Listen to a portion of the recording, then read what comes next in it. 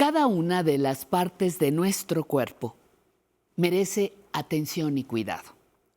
Además, forman parte de un todo que nos permite hacer y disfrutar de nuestras funciones diarias.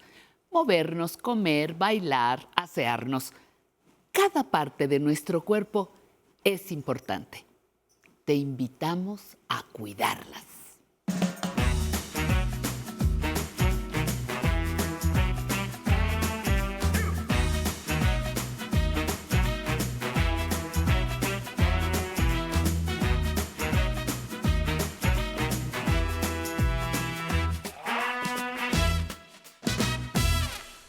Bienvenidas todas las personas que nos acompañan este lunes. Ya lo sabe, lunes de mejorar su salud, por supuesto de aprender a envejecer a través de la señal del 11. Gracias por su compañía y gracias por ser parte de esta comunidad. Recuerde que aquí estamos unidos y compartimos nuestro compromiso de salud. Buscamos ser seres humanos plenos, saludables y conscientes y vamos rumbo al envejecimiento exitoso. Le platico que el día de hoy estaremos conversando de un síndrome de gran relevancia para el adulto mayor. Pues uno de los cambios importantes en nuestro cuerpo con el tiempo es la disminución de movilidad del intestino. Y si a esto le agregamos múltiples medicamentos, malos hábitos, se puede producir un sobrecrecimiento bacteriano en el intestino. Esto es una extraña y excesiva presencia de bacterias que puede o no tener ningún síntoma. Usted puede tener diarrea, dolor, inflamación abdominal o nada. Pero, ¿qué le parece si para más o menos irnos introduciendo a este tema, vemos la siguiente cápsula y le invito a que después se quede para que le presente a nuestro especialista del que vamos a aprender mucho el día de hoy. Vamos a verla juntos.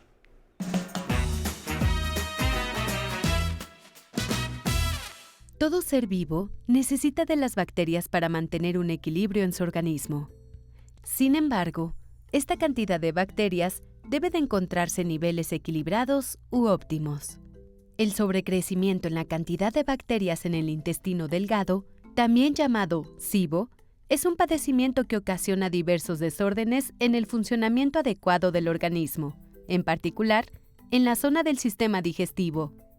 Las personas con SIBO presentan síntomas variados, que pueden ser desde leves hasta padecer, por ejemplo, diarreas crónicas, pérdidas de peso y deficiente absorción de nutrientes. El exceso en la cantidad de las bacterias en el organismo es más común de lo que hasta hace poco se pensaba, pues antes se confundía con el síndrome del intestino irritado, con el que comparte varios síntomas. Recientes estudios muestran que el síndrome de sobrecrecimiento bacteriano tiende a ser más común entre personas adultas mayores que en las más jóvenes. ¿Cuáles son algunos padecimientos que se asocian con síndrome de sobrecrecimiento bacteriano? ¿Qué podemos hacer para prevenirlo? ¿Cómo detectar y tratar oportunamente esta condición médica? Hoy abordaremos el tema aquí en Aprender a Envejecer. Y recibo con alegría y agradecimiento al doctor José Luis Pérez Hernández. Él es médico internista, gastroenterólogo y miembro nacional del Sistema de Investigadores CONACYT y también es maestro en ciencias médicas. Actualmente el doctor es jefe de la clínica de hígado del Hospital General de México. Doctor, muchísimas gracias por estar con nosotros el día de hoy. Muchas gracias por su amable invitación. Buenos días a todos, a tu auditorio. Un placer compartir contigo estos instantes y intentaremos explicar cosas interesantes respecto al envejecimiento y el sobrecrecimiento bacteriano. Sobre todo este tema que pues es actual y es nuevo y no sabemos cómo interpretar a veces muchas cosas de la medicina que vamos viendo. Doctor, háblenos un poco más acerca del sobrecrecimiento bacteriano. ¿De qué se trata esto? Fíjate, Citlali, que no es tan actual. Tiene muchísimos años que se conoce esta enfermedad. Quizá no ha sido tan difundida, pero desde 1956 se conoce esta enfermedad. Y diría Jack el Destripador, vamos por partes. Primero, tenemos muchas bacterias. Nosotros coactuamos con muchas bacterias en todos los niveles, en la piel, en la boca, las mujeres en la vagina, etcétera. Pero la mayor cantidad de las bacterias se encuentran en el intestino. De hecho, se calcula que tenemos entre 1 kilo y 2 kilos de ¿En el bacterias intestino en el delgado y intestino grueso por igual? delgado y grueso. Donde más hay bacterias es en el intestino grueso. Es donde más existen bacterias y en promedio más o menos tenemos 1000 diferentes bacterias en todo el intestino. Y empezando esto desde la boca. De hecho, seguramente han escuchado decir que es mucho más peligroso que te muerda un humano a que te muerda un perro. Y eso es real porque los humanos tenemos muchísimas bacterias en la boca y esto pudiera ser aún más peligroso en cuanto a infectarse. Esto es una dinámica. Yo siempre he dicho que lo que antes se conocía como flora intestinal, ahora lo conocemos como una microbiota, porque es todo un ecosistema. Yo siempre lo comparo con el mar. Ustedes ven el mar y pareciera que no hay nada, pero abajo hay un ecosistema muy complejo de muchas cosas, muchos peces, muchas cosas que están interactuando para que pueda haber un equilibrio. Y esta parte del equilibrio es fundamental en cualquier enfermedad. Cabe decir que cualquier enfermedad, la que tú me preguntes o me digas, no es causa-efecto, son muchos factores para que se desarrolle una enfermedad. Entonces, en esta enfermedad que vamos a hablar de sobrecrecimiento bacteriano, tenemos que decir que dentro del intestino tenemos múltiples bacterias que están de alguna manera controladas, que nos ayudan mucho a muchas cosas. De hecho, se considera como un órgano más lo que es la microbiota, porque nos ayudan a metabolizar muchos productos, a digerir muchos productos, a desechar algunas toxinas, y esta ayuda de las bacterias pues es indispensable. Pero los extremos siempre son malos. Cuando nos faltan bacterias está mal, y cuando nos sobran bacterias pues aún está mal. El sobrecrecimiento es cuando hay una producción mayor de bacterias dentro de la luz intestinal, y que esto lo vemos en pacientes que tienen mayor edad, en personas de la tercera edad, por diferentes factores. Quizá uno de los factores más importantes es la motilidad. Cómo funciona el intestino. Muchas cosas tienen intestino, pero dentro de las causas es la motilidad. Se mueve el intestino. Hay complejos motores migratorios, que lo que quiere decir que son estímulos que hacen que, como si fuera una viborita, perdón por la expresión, se vaya expulsando el alimento. Los pacientes, cuando van tomando cada vez más edad, esta motilidad va disminuyendo por muchas razones. Quizá una de las más importantes es el desarrollo de diabetes mellitus, sobre todo diabetes mellitus descompensada o mal controlada. Tiene problemas de neuropatía, es decir, afectación del sistema nervioso, incluyendo el sistema nervioso del intestino, que cabe decir que el sistema nervioso del intestino se le conoce como el segundo cerebro, porque es muy complejo. Y esto se puede afectar, y entonces los pacientes empiezan a tener estreñimiento crónico, y eso hace que esta no se vacíe y exista un sobrecrecimiento bacteriano. Trastornos de circulación también. El intestino debe estar muy bien irrigado con arterias, venas, y por ejemplo pacientes que tienen cirrosis tienen lo que nosotros llamamos una hipertensión portal, mucha sangre dentro de lo que son las tripitas, pues, y eso coadyuva a un menor vaciamiento intestinal. Sí, doctor, me parece muy importante cómo nos dice esto, que es el desequilibrio de los microorganismos buenos contra los malos, una disbiosis como se ha conocido, ¿no? Entonces, este síndrome tiene factores de riesgo específicos, que son para los adultos mayores tener enfermedades crónicas, como usted nos comenta, que es la diabetes. ¿Cuáles otras enfermedades crónicas podrían estarle afectando al paciente para poder tener este síndrome? La obesidad, sobre todo la obesidad mórbida, y otros que son adquiridos, como son circunstancias postquirúrgicas. Pacientes que han sido sometidos a gastrectomías, es decir, quitarles un pedacito de estómago, ya sea por cáncer gástrico o lo que antes se hacía, que era la manga, que es cortarles medio estomaguito. El estómago es muy importante, nos sirve mucho para la digestión, pero es la primera defensa que tenemos contra las bacterias. El ácido clorhídrico lo que sirve, por supuesto, es para digerir los alimentos, empezar a cortarlo en pedacitos, pero es una parte muy importante para ir matando las bacterias que nosotros comemos. Nadie come alimentos que estén completamente estériles, ¿no? Comemos, por ejemplo, la carne que degustamos, la que ustedes me digan, tiene algún tiempo ya de muerta. Comemos carne de animal muerto. Entonces, literalmente, pues, tienen bacterias. Lo que está en putrefacción. Sí, de alguna ¿Sí? manera, sí. Y entonces esas bacterias, el primero que les elimina, pues es el estómago con la gran cantidad de ácido clorhídrico. Por eso el consumir inhibidores de bomba de protones, que son los medicamentos que se usa en forma discriminada, Como el pudiera. omeprazol, esos medicamentos que dice el doctor es el omeprazol, pantoprazol y todos los que terminan en ol, que usted Ol, tiene ahí sus en su primos. botiquín de medicamentos, pueden ocasionarle esta enfermedad. Así es, por eso cualquier medicamento, el que tú me digas, siempre debe ser indicado por un médico. La autoprescripción pues no es la correcta. Entonces, la parte quirúrgica es muy importante en cuanto a gastrectomías y la otra parte es cirugías abdominales, de hernias, etcétera, que hacen bridas o adherencias y eso hace que el estómago, el intestino sea más lento. ¿Qué hay sobre esta asociación que se hace con este sobrecrecimiento de bacterias en pacientes que tienen síndrome de intestino irritable, que tienen, por ejemplo, enfermedad diverticular, que tienen enfermedad de Crohn o que tienen alguna peculiaridad importante en el intestino que se hace crónica o las de origen autoinmune, por ejemplo? Sí, cada factor cuenta. Yo creo que hablaría un poquito más del síndrome de intestino irritable porque es lo más frecuente que encontramos en cualquier población. El síndrome de intestino irritable, que la gente le conoce como colitis o colitis nerviosa, tiene diferentes subgrupos. De repente tiene predominio de dolor, predominio de estreñimiento y predominio de diarrea y un último subgrupo que es la conjunción de estos tres que acabo de decir.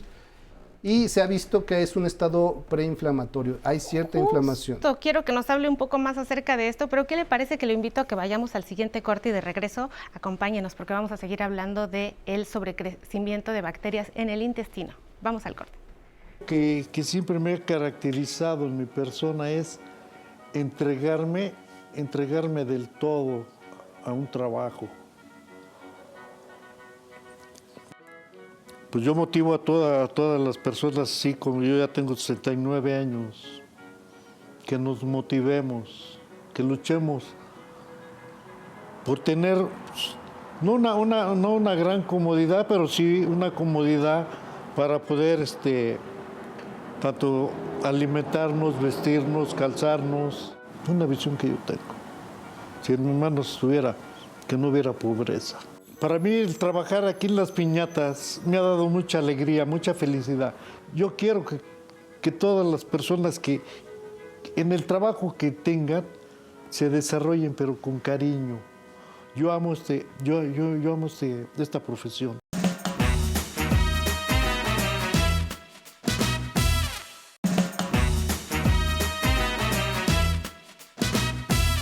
Continuamos con el doctor José Luis Pérez Hernández, jefe de clínica del hígado del Hospital General de México, y nos estaba compartiendo antes del corte, doctor, sobre la inflamación. Sí, es un factor muy importante en esta enfermedad, el síndrome de sobrecrecimiento bacteriano, que muchos pacientes tienen inflamación, que puede ser una enfermedad inflamatoria intestinal, que no es muy frecuente en nuestro país, pero existe. Y la otra parte es el síndrome de intestino irritable, que también comparte un estado de preinflamación. ¿Y cómo me doy cuenta que tengo esto? ¿Qué hago? ¿Cómo se diagnostica? ¿Qué hago? Bueno, primero clínicamente, ¿qué es lo que presentan los pacientes? Primero, cualquier factor o muchos factores de los que les acabo de comentar, y en el momento que se presenta el síndrome es dolor abdominal, distensión, flatulencias y diarrea. La diarrea es algo que siempre va con esta enfermedad y justo porque hay sobrecrecimiento bacteriano. El paciente siempre tiene dolor abdominal, tiene diarrea, tiene distensión y tiene algunos de los factores que acabo de mencionar. Entonces nosotros pensamos que en ese momento que el paciente pudiera tener un síndrome de sobrecrecimiento bacteriano. ¿Y qué pruebas se le hacen? ¿Cómo se hace el diagnóstico? El diagnóstico es complejo porque no en todos lados se puede hacer. Hay en general hay tres. Uno, sospecharlo clínicamente y darle tratamiento y si mejora puede ser, junto con los demás factores. La otra es pruebas de aliento, que no en todos lados se hace. Lo que se hace es darle una carga de glucosa marcada al paciente. Va a ir al intestino, después pasa a los pulmones y va a salir y vamos a medir una cosa que se llama metano, que normalmente no producimos. Esa es una forma de diagnosticarlo. Y la si otra se produce metano, es positivo, tiene el síndrome. Y la otra es hacerle una endoscopía y tomarle muestras del intestino delgado, que bueno, llegamos cuando mucho al duodeno, tomar muestras, se manda a cultivar y contamos las unidades formadoras de colonias, si se hace. Si tiene más de 130 unidades formadoras de colonias, Esto es igual al síndrome de sobrecrecimiento de bacterias. ¿Y cómo se trata? Se trata en 2 puntos fundamentales. Uno, que seguramente es el más importante, es el uso de antibióticos. Hay diferentes antibióticos que se han utilizado. Quizá el que más sea de utilidad es uno que se llama rifaximina, aunque también se puede utilizar las quinolonas como ciprofloxacina o norfloxacino, pero creo que lo más importante o quizá lo que debemos utilizar es la rifaximina, porque su acción es intraluminal y esto nos evita otro tipo de complicaciones con los antibióticos, que pues ya es bien conocido. Entonces hay que dar rifaximina por cuando menos de 7 días, alguna gente lo ha prescrito hasta 14 días, y ver qué tan recurrente es la enfermedad. Algunos pacientes recaen pues, y se pueden dar ciclos de prevención cada 2 o 3 meses en función de los antecedentes de cada paciente. La otra parte, por supuesto, es la dieta, tratar de consumir alimentos que estén limpios, lo más limpio que se pueda, evitar el consumo de grasas en exceso. ¿Por qué? Porque las grasas hacen que el intestino sea un poco más lento y eso podría coadyuvar en el desarrollo de este sobrecrecimiento. Y por otro lado, los probióticos, que también se han utilizado desafortunadamente en las partes científicas, en los reportes de los papers científicos, no han encontrado mucha utilidad en esta enfermedad. En otras sí, pero en esta en particular los prebióticos, probióticos como tal, no han encontrado una utilidad en darles probióticos a estos pacientes. Y doctor, ¿qué hay acerca de los electrolitos o de los líquidos? ¿Cómo hay que estárselos reponiendo al paciente que tiene diarrea y que tiene una diarrea que pues es difícil controlarla pronto? Sí, en general hay que hidratar bien al paciente. Si tolera la vía oral, pues obviamente hay que hidratarla con electrolitos. Los menos pacientes son los que no toleran la vía oral, que tienen náusea, que tienen vómito. Estos requieren ir a un hospital para hidratación parenteral, pero sí es muy importante en cualquier paciente que tiene diarrea aguda, tener una buena hidratación con electrolitos orales, con líquidos, y que esté en reposo el paciente. Y otro factor que sí quisiera mencionar es el uso de narcóticos, sobre todo en los pacientes de edad mayor. Utilizan muchos medicamentos para el dolor que también enlentecen el tránsito intestinal. Narcóticos opioides, por ejemplo, claro, como por ejemplo los nombres. El Tradol. El tramadol es uno de los medicamentos que pudiera disminuir la motilidad gastrointestinal y que habría que buscar alguna otra opción para el manejo del dolor y quitar este analgésico, bueno, un opioide. Pues definitivamente hemos aprendido mucho, ya lo escuchó usted en casa, y si tiene adultos mayores o usted es adulto mayor, pues los inhibidores de bomba que nos dijo el doctor, el omeprazol, el pantoprazol y todos los que terminan en ol, pueden ayudarle a tener este síndrome de tener muchas bacterias en el intestino. Como sabe, siempre es recomendable estar visitando al médico para saber qué es lo que pasa, y también este uso de opioides, del tramadol que usa para el dolor. Es por eso que hacemos siempre hincapié a disminuir el uso de fármacos. Doctor, pues muchísimas gracias, porque hemos aprendido muchísimo acerca de este desequilibrio. Aquí en este programa hemos hablado de los beneficios de darles probióticos y de tener muchas bacterias, y hoy venimos a hablar de este lado contrario, para equilibrar y decirles que pues en la vida no todo es bueno ni todo es malo, simplemente es este dinamismo en el que vivimos constantemente. Pues más que agradecidos por estar aquí, compartirnos este tema de gran relevancia. Ahora me recuerdo, decimos nuevo porque ahora con esto de la microbiota y de todo, bueno, estos diagnósticos que tienen que ver con muchas bacterias, con virus, con todo, pues vienen a renovar y a cambiar mucho la perspectiva de cómo se está viendo la medicina actualmente. Doctor, pues esta es su casa, su espacio, nuestro público más que agradecido por haber escuchado todas las recomendaciones que nos ha dado el día de hoy. Muchas gracias y gracias por invitarme. Y a usted en casa, muchas gracias por habernos acompañado. Recuerde que este es su programa de salud y bienestar que requiere de que usted sea una persona educada, libre y consciente. Nos vemos el próximo domingo con nuestra querida Patti Kelly, y aquí en Mejorando Mi Salud el próximo lunes. No se olvide de seguir la cápsula que va a continuación, que son recomendaciones para vivir mejor, obviamente en cuanto a la alimentación, si usted tiene este síndrome de crecimiento bacteriano o bien tiene algún trastorno alimenticio relacionado con inflamación y el intestino.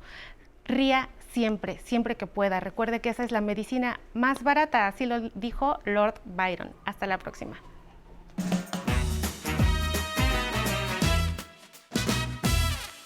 El cuerpo humano tiene billones de bacterias en el sistema digestivo.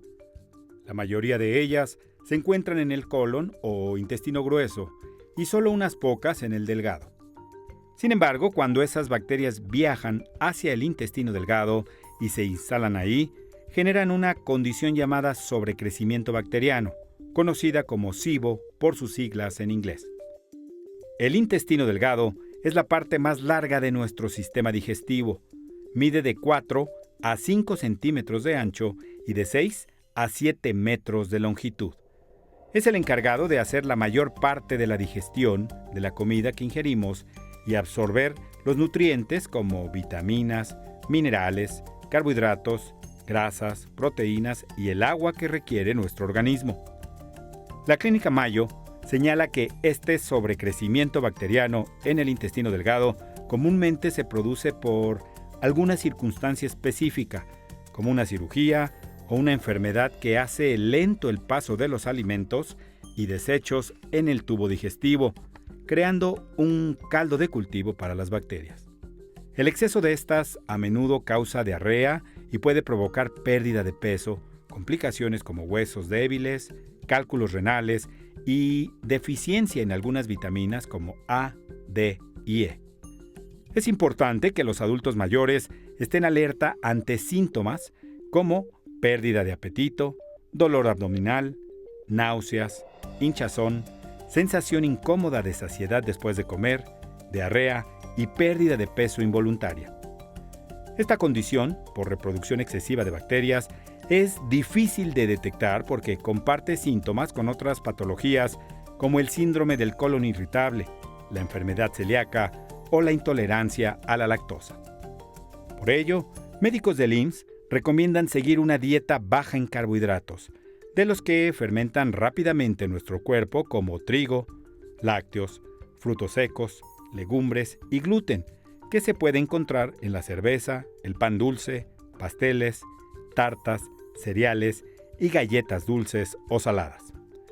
También se debe evitar algunos vegetales como alcachofas, espárragos, col, coliflor, coles de Bruselas, brócoli, ajo, cebolla, hinojo, betabel y champiñones. Es necesario restringir el consumo de café y alcohol. Pero, ¿qué alimentos se pueden consumir para evitar el SIBO? Los cereales más aconsejados son arroz, avena, sorgo, quinoa, tapioca, yuca y amaranto. En cuanto a las frutas, se debe tener preferencia por los cítricos como el limón, fresas, mandarina y naranja, además de otras frutas como el melón, papaya, arándanos, frambuesas, kiwi, piñas, uvas y coco. Se puede consumir sin problema carne, pescado y huevos. Los frutos secos como almendras, avellanas y nueces se deben probar en cada caso para valorar qué tan tolerante se es hacia estos. Médicos del IMSS recomiendan llevar un registro diario de alimentos para evaluar los síntomas intestinales. Estos se presentan entre 15 minutos a 3 horas después de la ingesta de alimentos. Estos prácticos consejos acompañados de ejercicios para reducir el estrés, como la meditación, estar en contacto con la naturaleza y dormir bien, ayudarán a que los adultos mayores tengan una mejor calidad de vida y más saludable.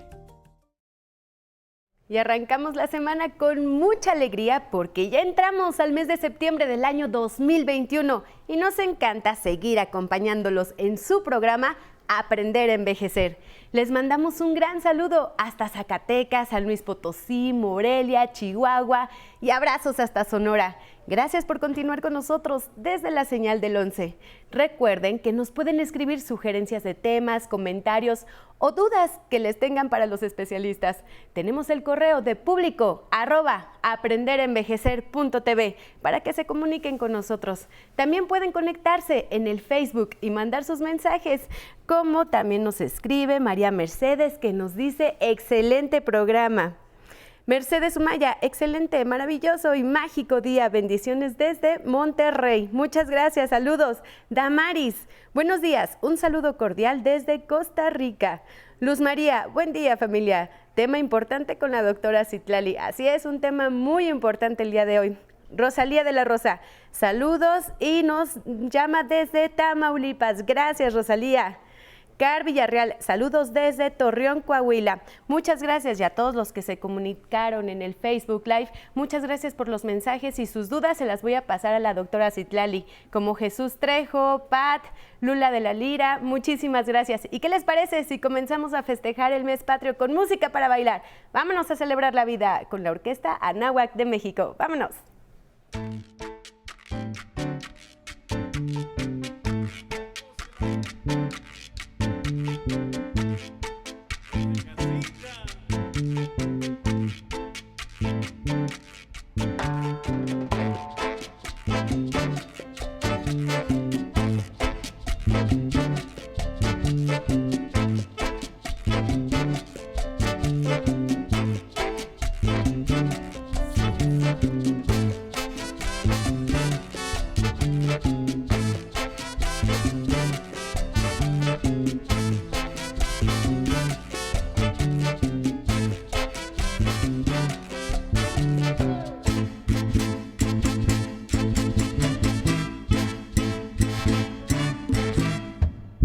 Oye, ¿cómo va? Mi ritmo bueno para gozar.